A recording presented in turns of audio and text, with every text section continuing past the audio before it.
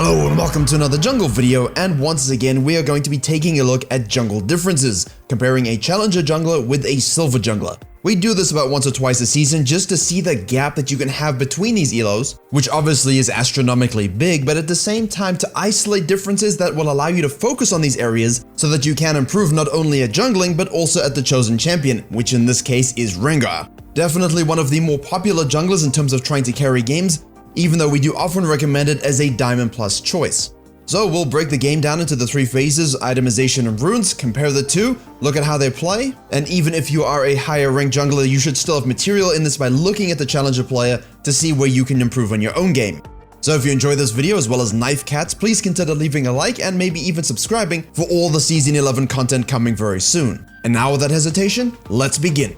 Now right off the bat, let's look at the first players side by side. The most important note you have to see here is that the silver player is jumping around like it's some sort of circus trick, while also simultaneously getting a leash, whereas the challenger player doesn't get a leash, goes leashless, and is using the Q auto attack synergy to get out more DPS quicker, as well as trading damage with the red buff in a way that's favorable for the jungler. This is now not a Rengar thing, this is for everyone, but you know, trading either 2 auto attacks for 1 with a red buff, or trading 3 hits onto the red buff for every 2 that it gives you, and then weaving in those Qs whenever it's up. If you want all the tricks of how to clear with Rengar, I will leave Dopamine's playlist in the description, but the most important thing about that is that in low elo, your clears are inefficient, unhealthy, and you don't do simple tricks like this Rengar does in Challenger. Keeps the ferocity stacks by touching the raptors ever so gently, keeps it going into the middle of the mid lane, smacks down another attack in the middle of the lane to again refresh the ferocity, and this gives the challenger player enough time to get to the plant, keep it activated, and then begin attacking the blue buff. But this is where it's very important to talk about our early clear and early game plan approaches. The first 10 minutes are littered with mistakes and problems that compromise Rengar's scaling. The challenger jungler though finishes the blue buff 2 seconds ahead of the silver jungler despite having a leash, despite starting it later, all because he stacked ferocity and didn't overkite the camp. He also smited the Gromp to pull it out, get another stack, and basically transition it very well. Now watch what the silver player does. He knows, hold up, Hecarim started blue's side, most likely is going to do an inner clear or perhaps even a 5 camp. The problem is spending all this time being inefficient and then walking into invade a red buff at level 2. What exactly are you hoping to accomplish? You have no empowered Ebola to use upon him and basically give him the blight which kills him. He also scanned on his way up, triggered the ward that was in the red pit, great ward by the enemy team. But he has to realize that, by using the scanner you deny the vision and everyone in the red team can see that, and thus they will collapse. Fortunately, he did have lane prio, and the old silver adage that your laners never help. Look, a lot of games I watch, people do rotate, but they're rotating to stupid plays. Why are we even doing this? The whole silver elo fiesta occurs and he is able to escape with an assist. Pretty good considering how bad of a play it was. The problem is, what was your game plan the whole time? If it was to invade, why are we level 2 doing this? Why weren't we reverse clearing? And why the hell do you go back in, knowing that early game spawn timers are very low? An absolute tragedy of the maximum scale.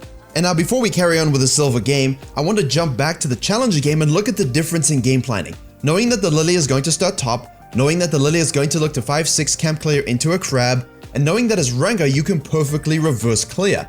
Red, blue, Gromp, wolves. After that you can contest bottom crab or invade if the timing syncs up well. And much like our silver player had lane prio, had rotations, except this time it was a good decision, well timed, he's level 3, great use of mechanics, has the Conqueror damage to maintain AD stacking and sustain, is able to use bush jumps in and out, misses a flash Ebola because you know what, we have to entertain people as well as inform them, and basically leaves the situation 2-0-2, taking the blue, taking the bottom crab, going directly up for the top crab because against the Lilia farming jungler we want to maintain river control, as well as making sure we can maintain experience parity. And the Lilia face checks a bush that a Rengar's most likely in and dies. I cannot explain the logic to why she would, but then again she's playing Lilia. And don't make fun of that Udyr top lane, Leandri's Frozen Heart Udyr is actually disgustingly OP. Now let's jump back into our silver game. 8 CS, died on a really bad invade, and now has the choice, top crab or bottom crab. In this case, the Garen has decided to become the fidget spinner that he always wanted to be, and was still spinning his way to happiness around the Hecarim's red. Problem is, there's a mid lane pike, and now anyone who knows mid lane pike, especially on EU West, well, we're the home of G2, so, I don't think I need to explain more. Now he uses this lustful advantage to go and get a topside crab, cutting off the Hecarim who now has to go back to base. Runs across mid lane, steals a second crab. Here and now though, he doesn't hit the plant to at least get some sort of vision to see where the Hecarim is. He needs to ping his bottom lane, say listen, the guy's on the bottom side, And even though he doesn't exactly have Tiamat, you can still do Krugs into Raptors and be in perfect position to shadow the Hecarim, which as you can see has shown on the wards, is trying to gank mid lane, and now our pretty kitty is doing the wolves, is forced back into the jungle, he's waffling, he's distracted, and the Hecarim manages to get off a gank anyway. From here he moves up, takes Gromp and goes back to base. Level 5, 28 CS at 7 minutes. Let's compare that to our challenger game plan after his double crab. Right, we zoom back in, 4:55 on the clock, 28 CS already. Where do you think he should go now? Top lane or bottom lane? The answer very clearly is, if you are obsessed with experience, tier 2 Gromp on the top side, a wolf camp. On the bottom side you have the Raptors and Krugs. The thing is, he just killed the Lilia after she did Raptors. That means it's unlikely she heads directly to the Krugs. He wants to match her cadence, be present bottom lane in case of any shenanigans, and also primes him to take the dragon should the bottom lane prior line up nicely. Yet Lilia does go for those Krugs, he shadows the bottom lane by taking his Krugs in the meantime, and when it's clear that Bambi isn't gonna make a gank attempt, he heads directly to the dragon with his lane prior. Lilia once again ints trying to steal it. Again, not a recommended play because Lilia absolutely excels at doing Krugs, Raptors, Wolves, Gromp over and over again, gets level 6, has 2 level leads, and now you can do nothing about it. The early game plan in Invade from the Rengar completely stifled and frightened the deer, well, actually like a literal deer in headlights, and now she's shook, she doesn't know what to do, this camp's missing, she's behind on levels to her Rengar. Sad things have happened. But all of it is to do with our Rengar's game plan, Cutthroat Cat. Now you saw him do the Raptors, he finished the Krugs on the way to the dragon, a nice little loop. He can head up and take the wolves, and now because of this great pathing has a choose your own jungle adventure. He can simply do his Gromp, look top lane for a gank, it's an Aurelia that's kinda tough. You'll notice that his red buff is spawning and everyone will be saying, well, you know, the red buff is up, we must go for it. No, he's pathing upside. Who else's red buff is spawning? The Lilia's. She started there, we can see the global timer, let's go on a cheeky invade, remove her from the game again, venison for dinner. Now she's lost her red at 7 minutes, 48 CS, 20 more, 501. A big difference just because of healthy clearing, better early game planning, and exploiting a matchup discrepancy in his advantage.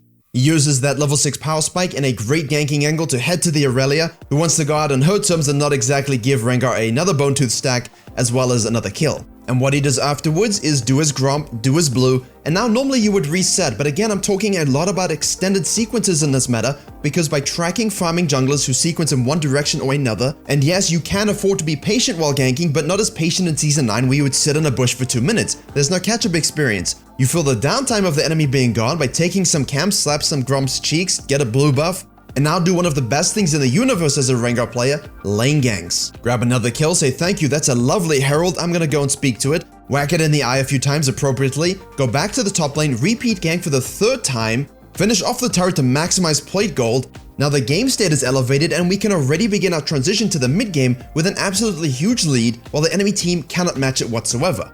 That was a very powerful 7 through 10 minutes, he used it by taking an invade into a 3 gank moment, into a herald, blue and Gromp. Huge stonks, huge XP, huge itemization spikes. However, our silver player has a significantly bigger difference in the game plan out of base to the red buff. Hecarim does his blue buff and then gets executed to Gromp. This should not be a surprise to you. If you're pressing tab, watching the death timers, you should see, oh hold up, that dude's dead. No one killed him, he must have been executed.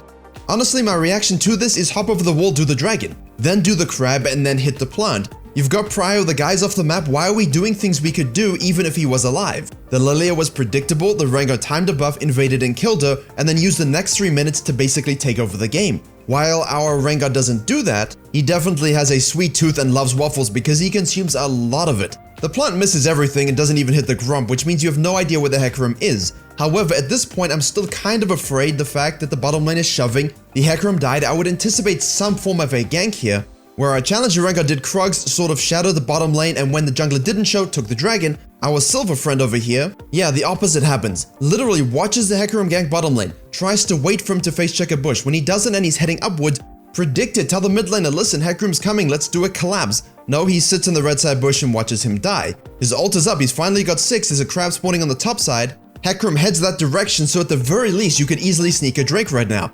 Now goes back to the bottom lane and sits in the tri-bush, not pulling the trigger, not using his ultimate, not shadowing or cutting off the Hecarim, not taking objectives and experience off the map while the Hecarim isn't able to do anything, and in turn has enough waffles for all the heroes in Valhalla and loses his blue buff and the topside Gromp, so when he reaches there, he cries a small tear out of his one eyeball and goes back to base. I've never seen more disparate events occur in the same 3-minute span from 7 to 10 than in this Challenger player game versus this Silver player game, and that, my friends, between 7 and 10 minutes is the crucial moment that you get a lead that allows you to control objectives, ping-pong them back and forth, and transition nicely into the mid-game as a Rengar player or jungler in general.